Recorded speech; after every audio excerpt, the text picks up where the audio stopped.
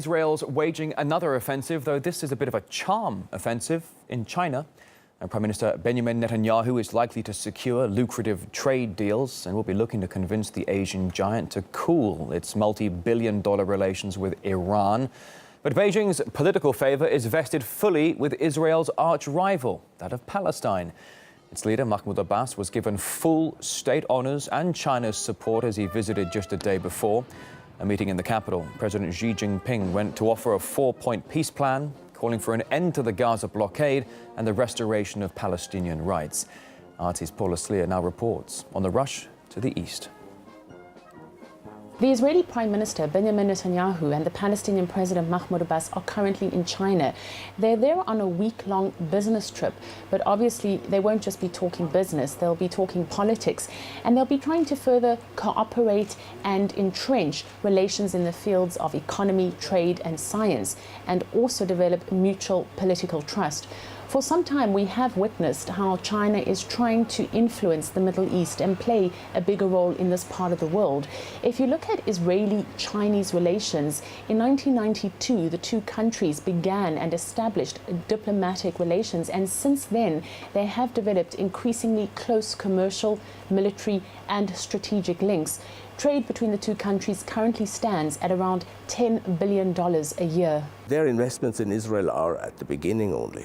I believe they have a number of reasons why they invest or why they don't invest in Israel. I think they think also in large political terms. They think Israel is an important country. They want to have a foothold here. But we also noticed that China has always supported the Arab side in the conflict, at least verbally. But we noticed that in the recent past, they have become maybe a little bit more hesitant.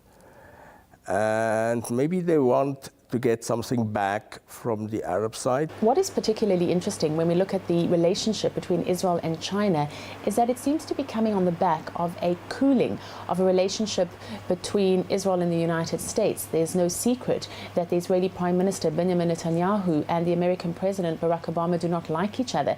And obviously Netanyahu is going to look around and search for new partners, one of whom could easily become China.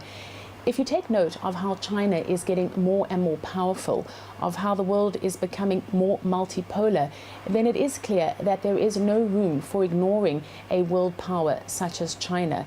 If you look at the Euro crisis, where did countries go in terms of asking for help? China. If you look at the North Korea crisis, where did countries go? They asked China for help. Now, Netanyahu is in China at a particularly sensitive time in terms of Israeli-Syrian relations. Many people asking why he did not cancel his trip to go there, and in fact, what role the recent Syrian-Israeli flare-up will have in terms of the agenda that is being addressed there. China has always had a firm position towards Syria, and it has always been on the side of negotiation. Never did it support the bloodshed from either side of the conflict. So it will be interesting to see what comes out of, if anything, Israeli-Chinese discussions over the situation in Syria. Correspondent Paula Sleer right there. And while Israel is under no illusion that it can persuade Beijing to abandon Palestine's cause, there are plenty of other opportunities for it. That's according to Professor Steve Zhang, the director of the China Policy Institute at the University of Nottingham.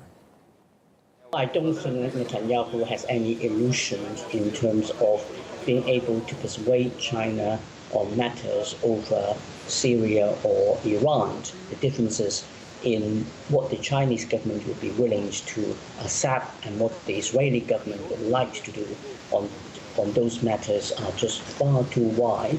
There are plenty of other relationships between Israel and China where they can easily develop and promote and enhance.